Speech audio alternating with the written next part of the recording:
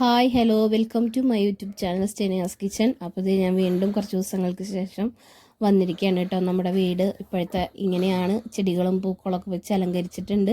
മഴയൊക്കെ നന്നായി പെയ്യുന്നത് കൊണ്ട് തന്നെയാണ് നമ്മുടെ മതിൽമേ നന്നായി പൂപ്പൽ വന്നിട്ടുണ്ട്. നമ്മൾ പെയിൻ്റ് അടിച്ചതൊക്കെ പോയി, ഇനി അതൊക്കെ നമുക്ക് ക്ലീൻ ആക്കണം. ബാക്കിയുള്ളിടത്തൊക്കെ ഞാനിങ്ങനെ ഒരുവിധം സെറ്റാക്കുന്നു. അപ്പോൾ ഇന്നത്തെ വീഡിയോയ്ക്ക് ഒരു പ്രത്യേകതയുണ്ട്. നമ്മുടെ ഡുഡുവിൻ്റെ ബർത്ത്ഡേ ആണ്. അപ്പോൾ ഡുഡുവിൻ്റെ ബർത്ത്ഡേ പ്രമാണിച്ച് ഒരു 2 ദിവസം മുന്നേ ചെറിയൊരു എന്താ പറയുക, ഞങ്ങൾ മാത്രമായിട്ട് ആഘോഷിക്കാമെന്നാണ് ഞാൻ കരുതിയത്. പക്ഷേ എന്താ പറയുക, അൺഎക്സ്പെക്റ്റഡ് ആയിട്ട് ഒരുപാട് ആൾക്കാർ നമ്മുടെ വീട്ടിലേക്ക് അന്ന് വന്നു. അപ്പോൾ ബർത്ത്ഡേയുടെ ഒരുക്കങ്ങളായിട്ട് ഞങ്ങൾ മുടി വെട്ടാനാണ് ആദ്യം പോയത് കേട്ടോ. എനിക്കിങ്ങനെ മുടി വെട്ടുക, നഖം വെട്ടുക, അതൊക്കെ എനിക്ക് അതിങ്ങനെ കറക്റ്റ് ചെയ്യണം, അതെനിക്കൊരു നിർബന്ധമുള്ളൊരു കാര്യമാണ്. അതായത് ഉണ്ണികളുടെ കയ്യിലൊക്കെ ഇങ്ങനെ നഖം ഇരുന്ന് അഴുക്കൊക്കെ ആകുമ്പോൾ എനിക്ക് ഭയങ്കര ബുദ്ധിമുട്ടാണ്. അപ്പോൾ അതിന് മുന്നേ നമ്മൾ ഇതുവരെയും അവൻ്റെ ഒരു ഫോട്ടോ നമ്മളിങ്ങനെ എടുത്തിട്ടില്ല. ഇത് കുഞ്ഞായിരിക്കുമ്പോൾ ഫോണിലൊക്കെ എടുത്ത ഫോട്ടോയല്ലാതെ വേറെ ഒന്നുമില്ല. ഇതെൻ്റെ വേറെ ഉണ്ണിയാണ്, ജോക്കുട്ടൻ. ഇതും എൻ്റെ മോൻ തന്നെയാണ് കേട്ടോ. ഞങ്ങളുടെ വീടിൻ്റെ അടുത്തുള്ള ഉണ്ണിയാണ്. പക്ഷെ അവൻ എൻ്റെ അടുത്തേക്ക് എപ്പോഴും ഓടി വരും, അമ്മ അമ്മ എന്ന് പറഞ്ഞിട്ട്. അപ്പോൾ അവനും ഞങ്ങളൊക്കെ ഇരുന്ന് TV കാണാണ്. അപ്പോൾ ഇന്ന് ഡുഡുവിനെ ഒരു പ്രത്യേകത എന്ന് പറഞ്ഞാൽ, അവന് ജീവിതത്തിൽ ആദ്യമായിട്ട് അവനെ ഫോട്ടോ എടുക്കാൻ പോവല്ല, നമ്മുടെ ചേട്ടൻ്റെ മോൻ വരുന്നുണ്ട്, ജിനോയ് എന്നാണ് പേര്. അവനൊരു നല്ല ഫോട്ടോഗ്രാഫറാണ്. അപ്പോൾ അവനെയാണ് ഞാൻ വിളിച്ചിരിക്കുന്നത്. അപ്പോൾ അപ്പയ്ക്കും ഇത് സർപ്രൈസായിട്ട് അവൻ്റെ ഫോട്ടോ അയച്ചു കൊടുക്കാമെന്ന് കരുതി. അപ്പോൾ അപ്പയും പറഞ്ഞിട്ടില്ല. അപ്പോൾ ഞാൻ സ്വന്തം വീഡിയോ TV കണ്ട് ആസ്വദിക്കുന്ന ഒരാളാണ് ഞാനും ഡുഡുവൊക്കെ കേട്ടോ. അതായത് നമ്മൾ പണ്ടത്തെ വീഡിയോസൊക്കെ ചുമ്മാ ഇരുന്ന് കാണും, അവനും അത് ഇഷ്ടമാണ്. അപ്പോൾ അങ്ങനെ വീഡിയോ ഒക്കെ ഇങ്ങനെ ഞങ്ങൾ കണ്ടുകൊണ്ടിരിക്കുകയാണ്. അപ്പോൾ അവൻ്റെ ഡ്രസ്സ് ഇതാണ്.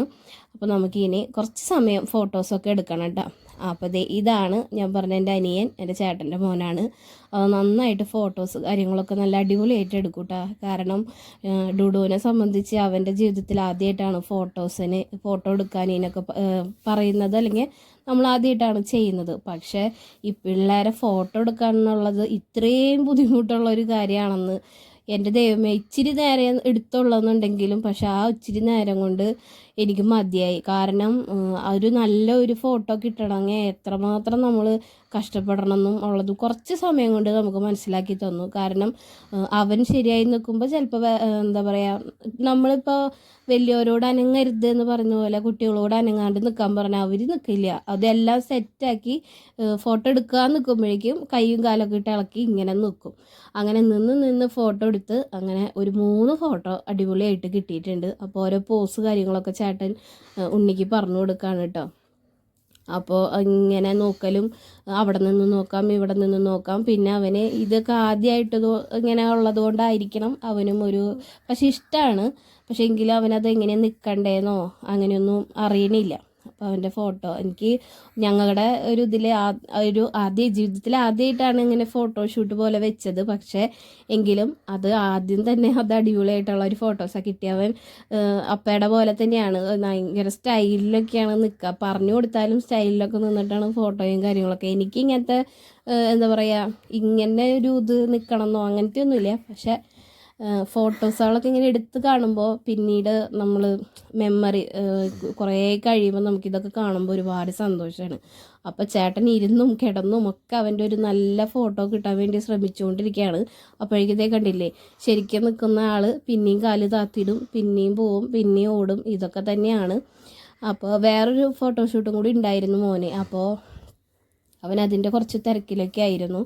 പിന്നെ ഓരോ പോസിന് ഞാൻ പറഞ്ഞു അത് ചെയ്യാം ഇത് ചെയ്യാം അങ്ങനെ ചെയ്തൂടെ എന്നൊക്കെ ചോദിച്ചായിരുന്നു. അപ്പോൾ നോക്കട്ടെ ചേച്ചി എന്ന് പറഞ്ഞു. കാരണം അവർ ന്യൂജൻ പിള്ളേരാണല്ലോ, അവർക്ക് ഒരുപാട് ഐഡിയകളുണ്ടാവും. നമ്മൾ പൂക്കളും ചെടികളും അങ്ങനത്തെ ഒക്കെ തേടി പോകുമ്പോൾ അവരങ്ങനത്തെ ഒന്നല്ല, അവർ കുറച്ചും കൂടി വെറൈറ്റി ആയിട്ടുള്ള ഫോട്ടോസുകളൊക്കെ ചെയ്യാനാണ് ശ്രമിക്കുക. അപ്പം അങ്ങനെ നമ്മുടെ ഡുഡുവിൻ്റെ ഫോട്ടോഷൂട്ട് നടന്നുകൊണ്ടിരിക്കുകയാണ്. നമ്മുടെ അവിടെ ഒരു ബുഷ് പോലെ ഞാൻ അവിടെ ചെടി വെച്ചിട്ടുണ്ട്. അപ്പോൾ ഇത് നമ്മുടെ ദീപാൻ്റെയാണ് കേട്ടോ. ഡുഡുവിനെ ഒരുപാട് ഇഷ്ടമാണ്. ഡുഡുവിനെ തന്നെയല്ല എല്ലാവരും ഇഷ്ടമാണ്. നമ്മുടെ ഈ വഴിയിൽ ഒരു 5-6 വീടാണ് ഉള്ളത്. പക്ഷേ ആ ഉള്ള ആൾക്കാർ തന്നെ അങ്ങോട്ടും ഇങ്ങോട്ടൊക്കെ, ഞാൻ ജീവിതത്തിൽ ആദ്യമായിട്ടാണ് കേട്ടോ ഇങ്ങനെ, അതായത് നമ്മുടെ എന്തെങ്കിലും ആവശ്യം ഉണ്ടെങ്കിൽ വന്ന് വിളിക്കണം പറയണം എന്നൊക്കെ ഇങ്ങനെ ഓരോരുത്തർ പറയണത്. ഞാൻ മറ്റുള്ളവരോട് പറയുന്നല്ലാതെ എന്നോട് ഇങ്ങോട്ട് പറയുന്ന ആൾക്കാർ വളരെ വളരെ ചുരുക്കമാണ്. അതിൽ കുറച്ച് പേരെ ഇവിടെ വന്നതിന് ശേഷം കുറച്ച് പേരെയൊക്കെ ഞാൻ പരിചയപ്പെട്ടു. പക്ഷേ എല്ലാവരോടും ഈ പറയുന്ന പോലെ കുറച്ച് ഒരുപാട് അങ്ങോട്ട് അടുപ്പല്ലാതെ ആവശ്യത്തിന് സംസാരിക്കും, അങ്ങനെയുള്ളത്. കാരണം അങ്ങനെയൊക്കെ മതിയെന്നേ, കഴിഞ്ഞു പോയതൊക്കെ നോക്കുമ്പോൾ അങ്ങനെ നമ്മൾ ആ ഒരുപാട് അങ്ങ് ആത്മാർത്ഥതയൊക്കെ വാരിക്കോരി ചുരിഞ്ഞിട്ടൊന്നും കാര്യമൊന്നുമില്ല.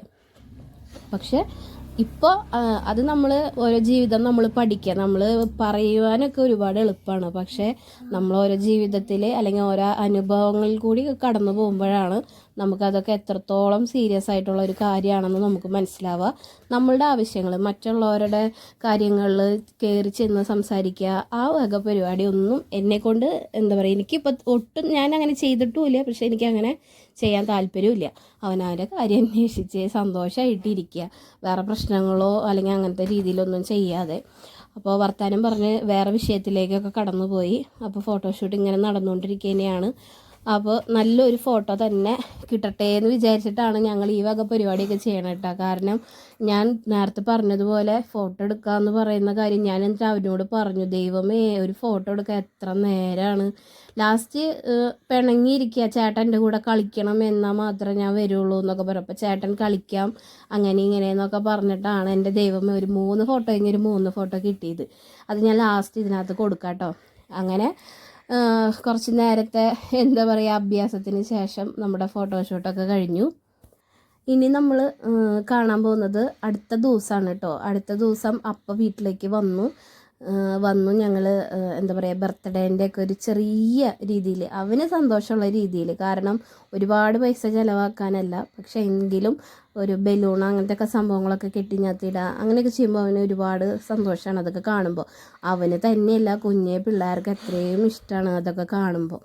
അപ്പോൾ ഞങ്ങൾ അപ്പോൾ വന്നതിന് ശേഷം ഞങ്ങൾ ആദ്യം ചുമ്മാ ഒന്ന് പുറത്തേക്ക് പോയതാണ്. പുറത്തേക്ക് പോകാനായിട്ടുള്ളൊരു ഉദ്ദേശം എന്ന് പറഞ്ഞു കഴിഞ്ഞാൽ അവന് കാറ് അങ്ങനത്തെ സംഭവങ്ങളൊക്കെ നമ്മൾ ഒരുപാട് ഗിഫ്റ്റ് കൊടുത്തിരുന്നു. പക്ഷേ ഗിഫ്റ്റ് കൊടുക്കുമ്പോൾ പണ്ടെന്നൊക്കെ പറഞ്ഞു കഴിഞ്ഞാൽ നമ്മളൊരു കളിപ്പാട്ടൊക്കെ കിട്ടിക്കഴിഞ്ഞാൽ അത് നമ്മളിങ്ങനെ പൊന്നുപോലെ സൂക്ഷിച്ച് വെക്കും, തട്ടാതെയും മുട്ടാതെയും ഒക്കെ നമ്മൾ എടുത്ത് വയ്ക്കും. പക്ഷേ ഇന്നത്തെ കാലത്തില്ലേ എൻ്റെ ദൈവമേ, കാറൊക്കെ ആകാശത്തോടെ പറക്കണേ, അതുപോലെയാണ് അവൻ്റെ കളി. അതായത് ഇടിച്ചു പൊട്ടിക്കുക.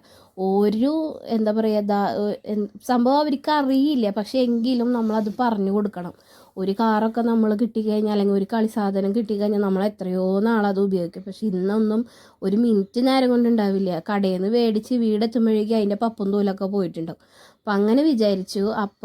അപ്പം ഞാനും കൂടി എടുത്ത തീരുമാനമാണ്. ഞാൻ പറഞ്ഞു അവന് കാറ് കാര്യങ്ങളൊന്നും അപ്പം പ്രത്യേകിച്ച് നിർബന്ധമാണ് കേട്ടോ അപ്പയ്ക്ക്. കാരണം അപ്പയ്ക്ക് അതിനെക്കുറിച്ചുള്ള കാര്യങ്ങളൊക്കെ അറിയാം.